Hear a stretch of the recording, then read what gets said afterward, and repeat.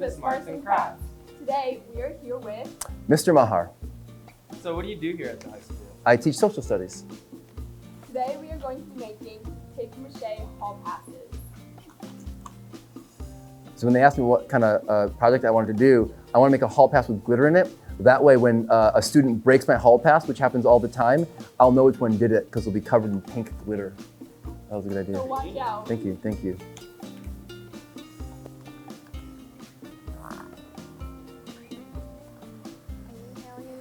Do not try this at home. Full good. There it is. No glitter came out either. I'm gonna add some more glitter. That's it. You got it. What are some of your hobbies, or what do you like to do in your pastimes outside of school? When I'm not in school, I like to play games. I play a lot of games. I'm in the woods a lot. I hike, I hunt, and spend time with my daughters a lot. I have two kids. I have a 14-year-old daughter who's in the high school now, Maya, and I have a 10-year-old, Tess, who is on her way. I did eat some glitter, actually. Yeah. How does it taste? It doesn't taste good.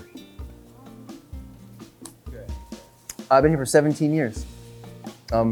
Yeah, I'm trying to think. I started, I don't know if anybody remembers, probably not, Faye Villani, but when Faye Villani left, like 17 years ago, I started. Did you always know you were going to be a history teacher? No, this is a second profession. Out of college, I loved to write. I was a journalist for 10 years. I was a sports writer. And so, covering sports, I covered a lot of high school sports.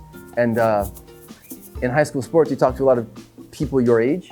And I just got to man, I like these people, the state of development and the youthful kind of optimism, because I'm kind of a pessimist. I just like being around your age group. And so I thought, second profession, I want to work with people this age all the time. In the summers, I used to race cars at New Hampshire Motor Speedway. When I was out of college, I drove across the country 3 or 4 times. Why? Just because? Yeah, actually, just cause. When I was in college, again, I was a journalist major, and I read, oh my goodness, what's his name? I read On the Road by Jack Kerouac, and I loved the novel. And it's about just driving across the country and kind of wanderlust. And I graduated from college, and I got every cent I had, which was not much than a couple $1,000s, and I just drove until I ran out of money. I have more stories too. Yeah. I've been charged by almost every wild animal there is in the Northeast. That's kind of fun. By which animals do you mean you've been charged? I've been charged by a moose. I've been charged by a fox and a coyote. I've been charged by a bear, kind of charged by a bear, not really. I've been charged by an otter. I've been charged by an ermine. An otter? An otter charged me. I don't think it knew it was charging me. It was being chased by my dog. And so it jumped out of this little kind of swamp and it ran. I had camouflage on, so I don't think it could see me, so it ran right at me. And so I had to wave it off, or it was gonna go right up over my face, like wet paw prints up my face. So I count it though. But the scariest by far was the moose. That thing had ill intent. Oh, yours looks so much better than mine though. Okay, I can't make fun of you anymore. Mine is such junk. Oh, look at your, okay. I need plan B. I loved watching Girls Ultimate. Man, if I was gonna play a sport, I would play Girls Ultimate. And Boys Ultimate was also good, but something about the girls sport was just a little cleaner, a little less, a little more about the passes and the catches, and a little less about just like brute speed.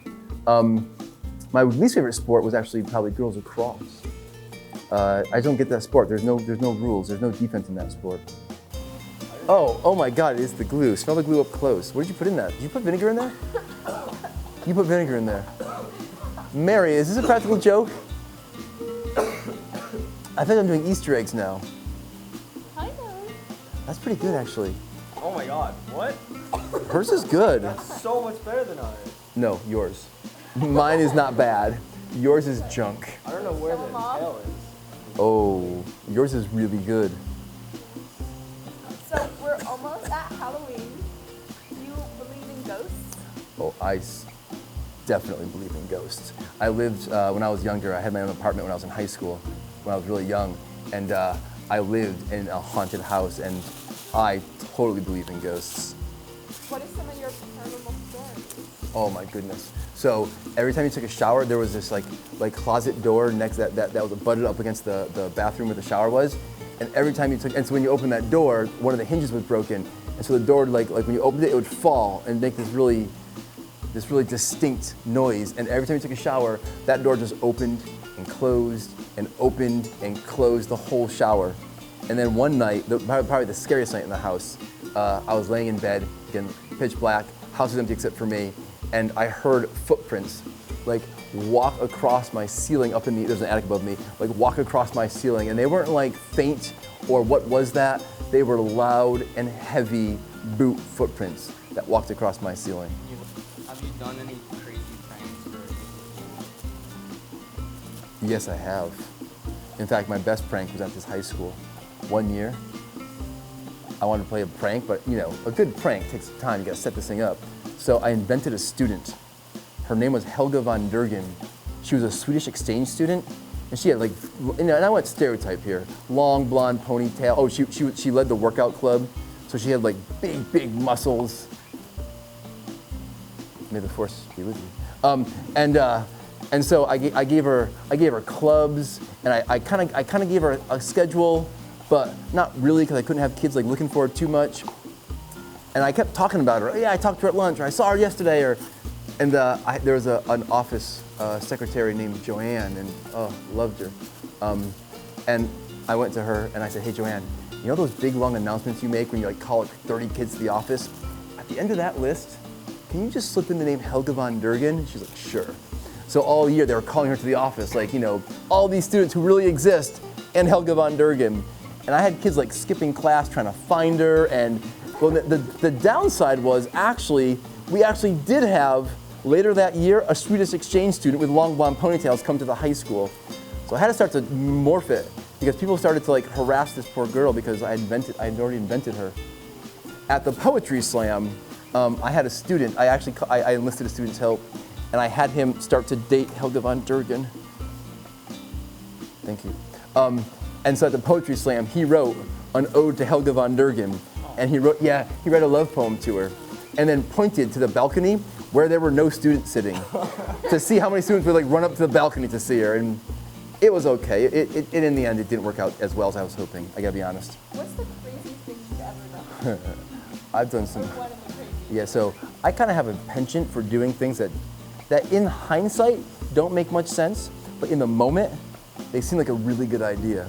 For example, one year, I actually set the fire alarms off in this building when I threw a chess. Purpose? No, see that's it. No, it felt like a good, it was a chess club fundraiser.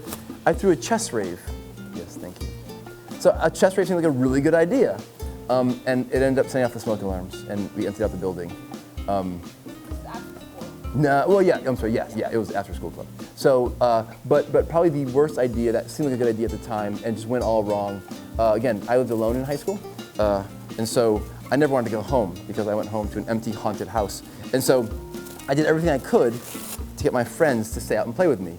We'd play miniature golf through the town, we'd play ultimate down the main street. And so one night, everybody's going home, and I don't want to go home yet. So I said, hey, here's something fun we could do. We could pretend, right, we ran out of gas. And then we could push, right, the car all the way through Adams. That'd be kind of funny to do at 1 o'clock in the morning, and it would take a lot of time, it'd be goofy. So, yeah, so that was the idea, right, harmless, right? It's harmless. Well, anyway, we were in our friend's driveway when we decided to do this. And so we start pushing the car down the driveway backwards. And it's my friend's mom. My friend was Kevin O'Brien. It was his mom's car, the brand new Grand Am. And we're pushing the car down the driveway, and you know, cars are heavy. You know cars are heavy? So we're getting some steam. We're getting a little, it's moving. Like, all right, on the count of 3, everybody push really hard, and we'll really get this thing rolling, and then, you know, and then we can get some good distance. So we all push as hard as we can. And then we're kind of laughing because it's kind of a goofy idea, right? Harmless. It's harmless fun. And we're all laughing, and I stand up laughing, and I look over, and Kevin O'Brien is looking at me. And he's not in the car. And I was like, Kevin, you gotta be in the car if we're doing this. He was supposed to be inside the car steering it as we pushed it through town. I guess we didn't communicate that, so he just pushed his car, and I helped him. And you know, once your car starts to roll, it was going really slow. We caught up to it, but you can't stop a car. And so we watched it roll down our friend's driveway and then over a cliff. And we were like, oh my goodness, we just pushed your mom's car off a cliff. And we all ran over, and luckily there's a tree, a big tree, and the doors were open, and the door caught the tree. And so it was hanging there. And we were able to get it back up into the driveway, and we're all like, okay, and there wasn't a scratch on it. I know, I was like, oh my goodness, we are so lucky, and we're looking around the car, like, okay. I was at that point, like, let's just go home. Oh, there you go. Dude. It was like the Grinch's heart. It just deflated 4 times its normal size. Nice. Are you gonna wait for tomorrow to pop that? I think I might wait for tomorrow to Yeah. pop this. Yeah, I think that's just smart. I think it's a good idea. And we could do like a B-roll or type thing, like an outro. Yeah. Do not pop it beforehand. That's what you get. Should I switch it? Oh, Wait, there's still glitter in it. Yeah, that's true. there you go. There you go. Cute. Thanks, guys. I appreciate it. Yeah. I like funny hall passes.